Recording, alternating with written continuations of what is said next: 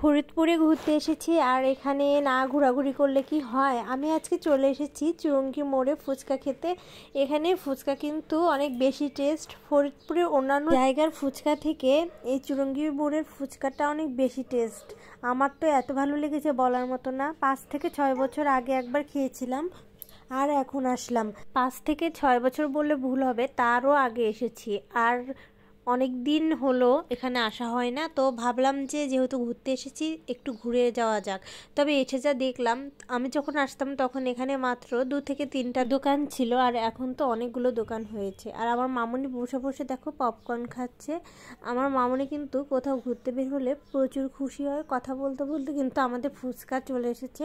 আর ফুচকা দেখে যতটা লোভনীয় লাগছে আর খেতে আরও বেশি সুস্বাদু ছিল।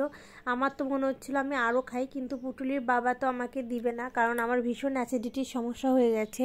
আসলে যখন ছোট ছিলাম তখন তো অ্যাসিডিটি মানে বুঝতামই না কি, আর এখন খেতে ইচ্ছা হলেও খেতে পারি না, আফসোস লাগে ভীষণ। সেই দিনগুলি যদি ফিরে পেতাম তাহলে মনে হয় আরও 2 প্লেট ফুচকা বেশি খেয়ে রাখতাম। ভাত না খেয়ে থাকতে পারি, কিন্তু ফুচকা না দেখলে আমি না খেয়ে আর থাকতে পারি না। ভীষণ লোভ লাগে, আমার প্রাণ মনে হয় এর ভিতর ঢুকে যায়, এতটা লোভ লাগে আমার দেখলে বলার মতো না। ফুচকা, চটপটি আর মিষ্টি, এই 3টা জিনিস আমার অনেক বেশি পছন্দের। টুলির বাবাকে এত রিকোয়েস্ট করলাম যে তুমি অন্তত একটা ফুচকা খাও, একটু খেয়ে দেখো কেমন। ও বলে না, এরকম অস্বাস্থ্যকর জিনিস নাকি সে খাবেই না। বেচারা খাওয়া নিয়ে এত তার বাদ বিচার বলার মতো না। সে এটা খাবে না, ওটা খাবে না, আরও কথা কি। যাই হোক, আমি কিন্তু ফুচকা এক গালে একটাই খাচ্ছি। মানে এত মজা লাগতেছে, বিশ্বাস করো, তোমরা যদি একটু খেতে পারতে তাহলে বুঝতে পারতে এইটার স্বাদ।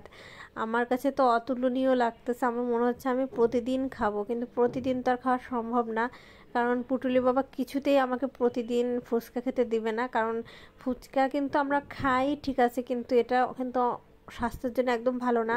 আমি কিন্তু সব বুঝি, কিন্তু তারপরও মন মানে না। এদিকে বাসা থেকে ফোন দিচ্ছে, বাসায় নাকি ভাপা পিঠা বানাচ্ছে তাড়াতাড়ি চলে যাওয়ার জন্য। তো আমি তাড়াহুড়ো করে খাচ্ছিলাম। খাওয়া দাওয়া শেষে বাসায় এসে দেখি আমার পছন্দের ভাপা পিঠা তৈরি করতেছে।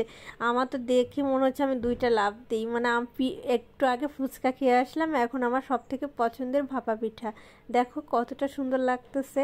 তো এখন ভাপা পিঠাগুলা কিন্তু রাইস কুকারের ভিতর দিয়ে সিদ্ধ করবে, যেহেতু রাত হয়ে গেছে এই জন্য চুলায় গেল না, আমিই দিচ্ছি কিন্তু রাইস কুকারে। আর ভিডিওটি আমি আর বেশি বড় করতে চাই না, কিছু সময়ের মধ্যেই পিঠা হয়ে যাবে। আমার তো সেই খুশিতে আমি ভীষণ খুশি। আজকে রাতে ভাত আর খাবো না, যেহেতু একটু আগে ফুচকা খেয়ে এসেছি, এখন পিঠা খাবো, তারপর ঘুমিয়ে যাব।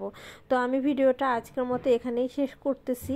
আমার এই ছোট্ট ভিডিওটি তোমাদের কেমন লাগলো অবশ্যই কিন্তু একটু কমেন্ট করে জানিয়ে যাবে। তাহলে আজকের মতো এটুকুই। সবাই সুস্থ থাকবে, ভালো থাকবে, টাটা।